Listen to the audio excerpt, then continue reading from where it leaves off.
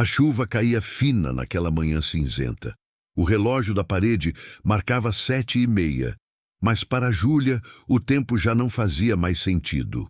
O som das gotas batendo na janela era o único sinal de que o mundo ainda se movia lá fora, porque dentro dela tudo parecia parado.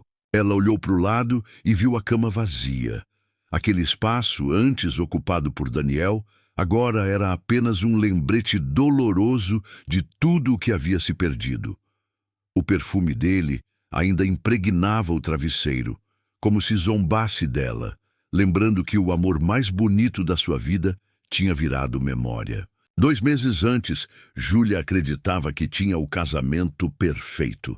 Daniel era gentil, trabalhador, um homem que ela dizia ser o presente que pediu para Deus. Mas a vida, com seu jeito cruel de ensinar, mostrou que nem tudo era o que parecia. Naquela noite fatídica, o telefone tocou. Uma ligação simples, mas que destruiu o chão sob seus pés. Senhora Júlia, aqui é do Hospital São Lucas. O seu marido sofreu um acidente. O coração dela congelou. As palavras pareciam vir de muito longe, e o mundo girava devagar, como se o tempo tivesse piedade dela. Quando chegou ao hospital, o olhar dos médicos dizia tudo antes mesmo que qualquer palavra fosse dita. Daniel não resistiu. O choque virou desespero. O desespero virou silêncio. E o silêncio virou o companheiro constante de Júlia nos dias seguintes. Ela não chorava mais. Apenas existia. A casa parecia grande demais, o café frio demais, o sol distante demais. A ausência dele ocupava cada canto, e o eco da risada de Daniel parecia zombar dela entre as paredes. Mas o que ninguém sabia era que Daniel escondia segredos. E foi apenas quando Júlia começou a arrumar as coisas dele que descobriu uma pasta azul guardada no fundo do armário. Dentro havia cartas, muitas cartas, todas endereçadas a uma mulher chamada Clara. O coração dela disparou, as mãos tremiam. Cada palavra escrita ali destruía um pouco mais da imagem do homem que ela amava. Eram declarações, promessas, sonhos. Daniel tinha outro amor. O luto virou raiva. A dor virou fúria. Júlia gritou, rasgou fotos, quebrou porta-retratos. Como alguém podia enganar com tanto carinho? Como alguém podia dizer "eu te amo" de 2 jeitos diferentes? Mas entre aquelas cartas, uma em especial chamou a atenção. Era a única sem destinatário. Na parte de cima, apenas uma frase: "Se um dia eu não estiver mais aqui, por favor, me perdoe." E naquele instante, algo mudou. Júlia sentou-se no chão, segurando o papel, e começou a chorar pela primeira vez desde o acidente. Lágrimas quentes, sinceras, que vinham de um lugar que ela nem sabia que existia mais. A raiva deu lugar à confusão. E pela primeira vez, ela quis entender, não só odiar. Dias depois, ela procurou o irmão de Daniel, o único que talvez pudesse explicar o que estava acontecendo. "Eu preciso saber a verdade, Felipe. Quem era Clara?" O olhar dele baixou. Ele respirou fundo antes de responder. "Júlia. Clara era a esposa do melhor amigo do Daniel. Eles se conheceram no hospital, quando o amigo dele estava em tratamento. Daniel ajudava ela com os papéis, com as consultas, mas depois que o marido dela morreu, ele se afastou. As cartas ele nunca mandou. Ela ficou em silêncio. As palavras pareciam flutuar no ar, pesadas demais para cair. Felipe continuou. Ele se sentia culpado por ter se aproximado dela. Por isso escreveu as cartas. Era a forma dele de se perdoar por um sentimento que ele nunca quis ter. Júlia levou as mãos ao rosto. O amor, que um dia foi certeza, agora era um misto de dor, arrependimento e saudade. Naquela noite, ela voltou para casa, sentou-se no chão da sala e acendeu uma vela. O rosto de Daniel parecia sorrir para ela na foto sobre o móvel. "Eu te perdoo, Daniel", ela murmurou entre lágrimas, "mas acima de tudo, Eu te deixo ir.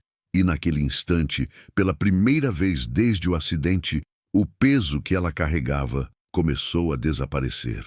Mas o destino ainda guardava algo para Júlia, algo que mudaria completamente o rumo da sua história. Os dias seguintes foram diferentes.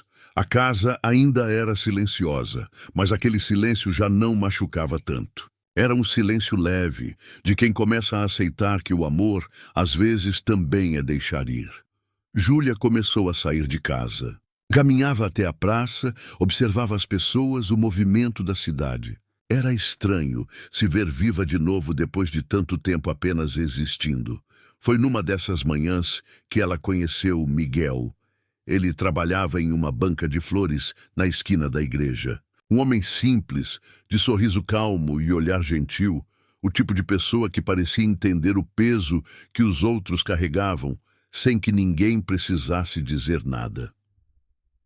Na primeira vez que se viram, ele apenas disse: "Rosa branca combina com você." Ela sorriu sem graça e foi embora, mas no dia seguinte voltou. E no outro também. Miguel não fazia perguntas, e talvez fosse isso que mais confortava Júlia. Ele apenas ouvia, e quando falava, suas palavras tinham o poder de acalmar o coração. Às vezes, a gente precisa perder tudo para descobrir quem realmente é. Ele disse um dia, entregando uma flor para ela. Aos poucos, Júlia começou a reencontrar a si mesma. Voltou a trabalhar, a rir, a se olhar no espelho sem sentir culpa por estar viva. Mas uma noite, algo inesperado aconteceu.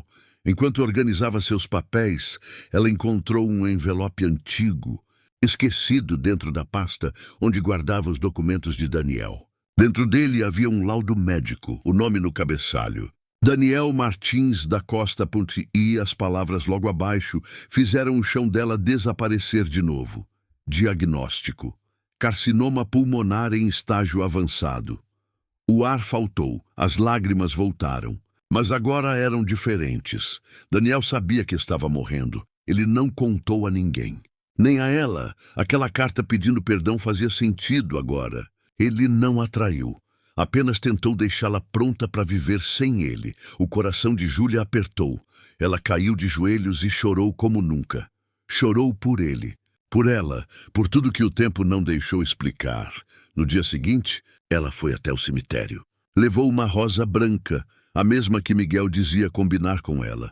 Parou diante da lápide e sussurrou: "Eu entendo agora, Daniel, e te amo ainda mais por isso." O vento soprou leve, como se uma presença invisível a abraçasse, e naquele momento Júlia sentiu. Não estava sozinha. Meses se passaram. Júlia e Miguel começaram a trabalhar juntos na banca de flores. O amor entre eles nasceu devagar, sem pressa, como o desabrochar de uma flor depois do inverno. Ela aprendeu que o amor verdadeiro não é aquele que prende, mas o que liberta, que o perdão não apaga o passado, mas ilumina o caminho para seguir em frente. Certa manhã, enquanto colocava as flores em um vaso, Miguel perguntou: "Por que você sempre escolhe rosas brancas?" Ela sorriu: "Porque representam o recomeço e a paz que vem depois da tempestade." Ele segurou a mão dela e respondeu: "Então que seja assim. E a gente floresça mesmo depois de toda a dor."